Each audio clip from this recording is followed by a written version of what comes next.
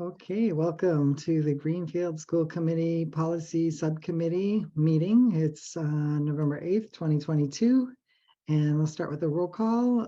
Amy Parietti, are you here? Here. Elizabeth Deneve, are you here? Here.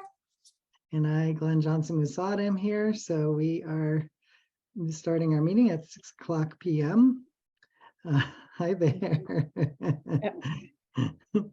Can't hear you, you're on mute.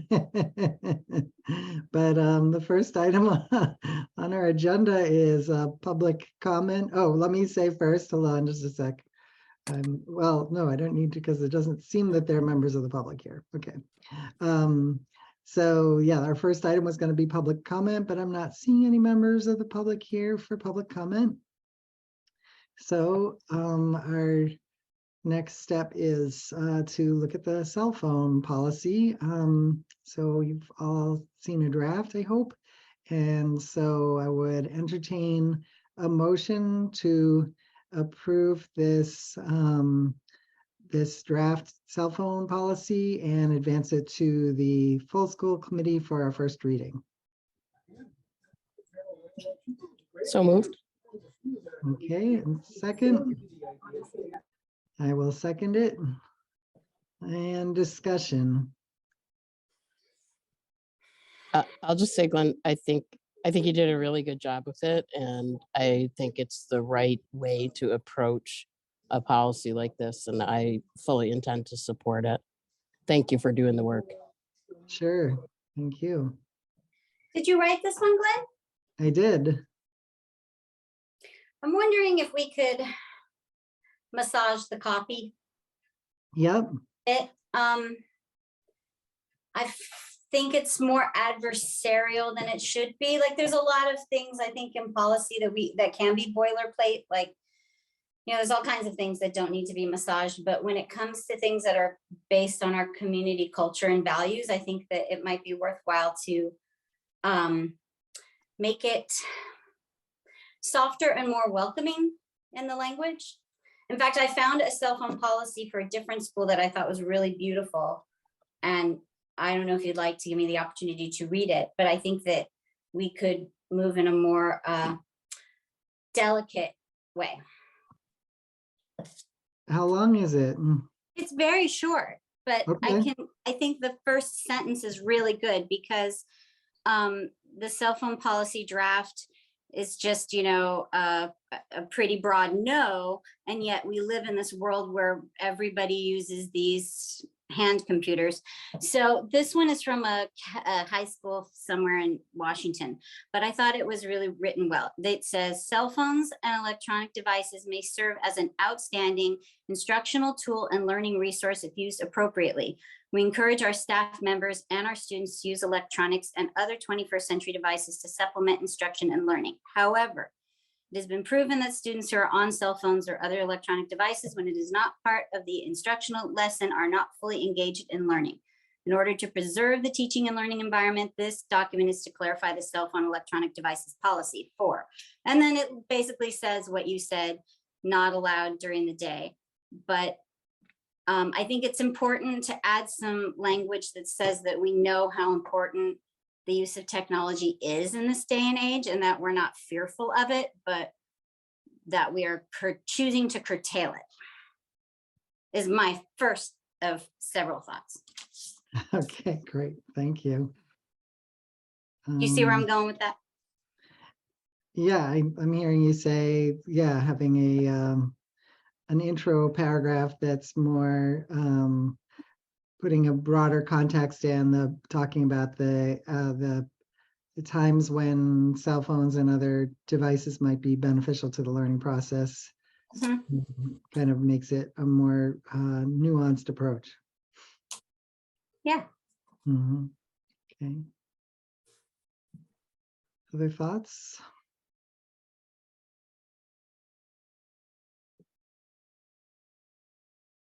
I mean, I guess I would just chime in to say that I'm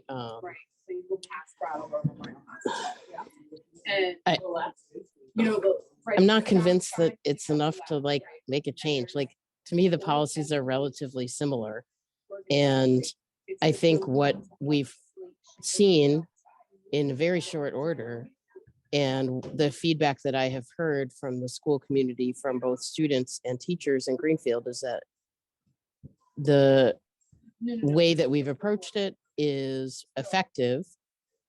And we are, what you've proposed is a policy that simply supports actions like we've already taken and actions in the future to ensure that the learning environment is protected. I guess the short version is I'm just not convinced we need to do anything different than what you're proposing right now. Mhm. Well, I think it's important to put forward a positive culture, and that's something that is lacking in our communication with parents. And it's something that needs to be bolstered. And I think that the parents would appreciate a change in language. They've told us many times that the tone is problematic. So I think it doesn't cost us anything to just be kinder and more compassionate in how we vocalize these things that are culturally important to our community. And it would be to our great disadvantage to not. And it doesn't cost us anything. This isn't a financial decision. This is literally just writing more positive copy. And so it kind of seems like a weird thing to not want to make better. Amy? I guess I would call that all misinformation. No parents are coming to us telling us any of that. We have given multiple opportunities for feedback on this policy and on the pouches, and the feedback that we've gotten is by and large positive about the approach. And I just don't think it's necessary to keep repeating things that are not evident from the feedback that we're actually receiving. Well, that's the other part of this draft policy, is that the last line says that we're going to use evidence-based, sorry, I don't have it exactly in front of me, but we're using evidence-based approaches or programs, but we don't have evidence about the Yonder pouches. We never received evidence. We have anecdotal evidence. We have feelings from people, but we don't actually have evidence. So it's already contradictory on its face. And I have heard all kinds of feedback about the tone of things, and I've heard all kinds of feedback about the Yonder pouches that are not positive, and people don't want to come forward and talk about it, and they're just doing their own thing in private, including the students. I've heard a lot, and they just don't see the point of even bringing it up anymore. They just move along with their lives and hide their phones the way they want to hide them and do what they got to do. So I just don't see why there should be pushback about making it kinder. That just seems strange to me. It's not a hard thing to just maybe make it a little bit more palatable and make it sound like, we care. I mean, we're an educational institution, right? That's what we're representing here. So it should be positive and come from a caring and compassionate place. Amy? Oh, you're on mute. I'd like to call the question. Motion to call the question. Is there a second? Not hearing a second. So that motion dies. That's fine. I had to try. Well, I'll add here a little bit. I guess it kind of raises one question I'd like to ask the superintendent, which is, are there situations where we are using cell phones in an instructional way currently in the schools? And then separate from that, I wanted to say that I think that that there's kind of the area of policy and the area of parent communication are kind of two different things. So, I mean, I don't think most parents will be coming to the policy manual for their understanding of what's happening in the schools. That will be the program that's designed and implemented by the superintendent. So I think that, I mean, if there is more nuance that, I mean, I thought one thing that was useful about the policy being a little bit blunt is it makes it pretty clear where we stand. Like these, the cell phones are contributing to distraction just takes away from learning. We want students paying attention to instruction. And then, so I think that's a plus about it. I agree that there may be some nuance that gets lost in there. So, maybe I can ask the superintendent that question first and then recognize you, Amy. Right now, the middle school and high school are not using cell phones for instruction. No. Okay. Primarily, students have access to Chromebooks and computers for things that require technology for learning. They do. We have calculators available for students who need. Certainly, I'm trying to think of things that they might have used their phones for. I think that the statement of that the committee believes cell phones can be distracting away from instruction is, when I look at policy, I look at things that sort of hold over some time, for a period of time. And to say that the committee as a whole believes that cell phones can be distracting, keep kids away from instruction, can hold, even if there comes a period of time where at the administrative level, we decide that some level of use is appropriate. We can still design a way to implement that that's not distracting to instruction. So I think the language about the administrative regulation piece of it is something that is functional administratively because it allows us to shift should we get to a point where we find that they can be functional. It doesn't eliminate that opportunity forever. Okay, thank you. Amy, I saw your hand went down, so you're all set. Okay. I did still have a comment. I guess I just Mhm. wanted to remind that the superintendent was very clear about how we would assess the successfulness of the Yonder program. And we haven't had an opportunity to do that yet because it's still very new. But anecdotally, what I've heard is that it's been very positive. And I believe one of the specific measures that Christine had said she would use was to look at the disciplinary actions that made it to the main office for this year compared to year over year from last year, which I think is probably the best way to approach an assessment piece. So it's also in addition to parents are outraged, it's also kind of dishonest to say that we haven't made a plan to figure out if it's actually working or not. That's all. Okay, thanks. Yeah, I guess one place my mind goes is because the policy does refer to evidence. And I agree that we're in kind of new territory here, and I don't think that there is a lot of evidence-based programs or things that are out there quite yet. And in the meantime, we're all part of different social networks, and some of our social networks might be more critical of than Yonder program. Some of our social networks might be more positive about it. So that's not really evidence. I think we are looking to actually have data to base our decisions on. So yeah, yes, Elizabeth. That's all I want is data. I mean, I can sit here and say that at the last meeting, my phone was blowing up because of a communication that came from the high school around picking up cell phones and how absolutely furious these parents were that it was worded the way that it was worded. And I had to talk to people after the meeting. I didn't want to have to do that. I mean, so yeah, we're all getting things from different sides, but evidence is evidence. It's data. That's all I want is data from the company, and it's not there and it hasn't come, and it's because it's not a thing yet.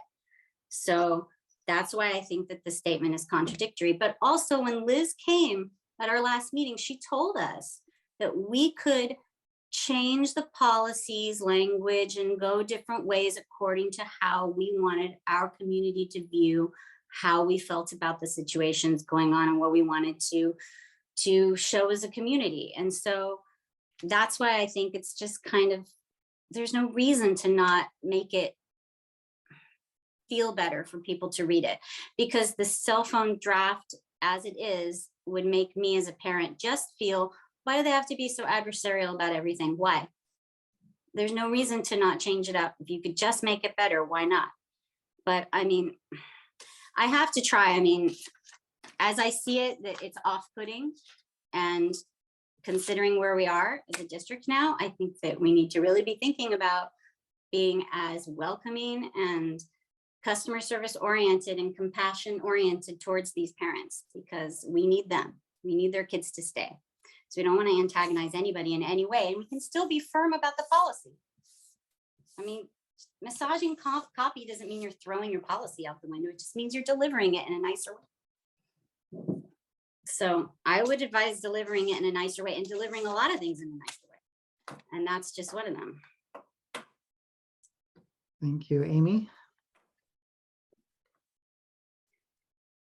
Oh, you're on mute. As I said earlier, I don't necessarily disagree with any of that, but I'm not convinced, and I'd like to, again, try to call the question. Okay, so there's a motion to call the question. Is there a second? Not hearing a second. So I guess one question is a little bit about timeline. This is, I haven't looked at the agenda for tomorrow night yet. This isn't on the agenda for tomorrow night, is it? I don't believe so. So we do have a month before it would come before the committee.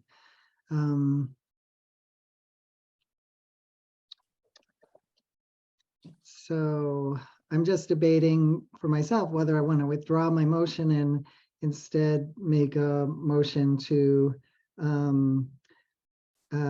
ask Elizabeth to come up with a new draft and present it at the next policy committee meeting, which would hopefully happen between now and December, but that would keep the essentially the same policy, but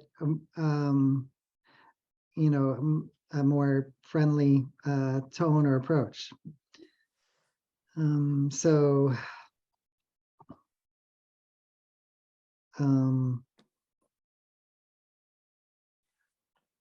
Anyway, so we're still in discussion. I haven't decided whether I want to do that or not. Does anyone have any thoughts they haven't shared yet? I have an additional item. Great. Yep.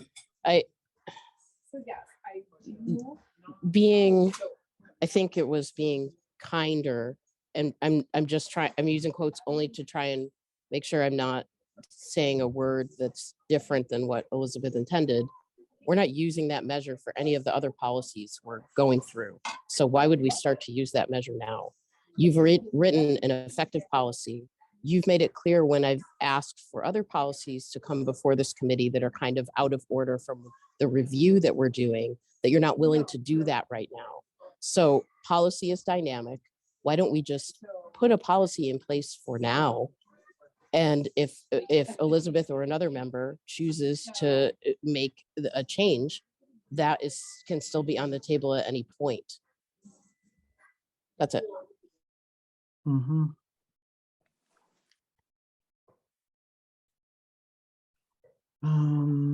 Let's see.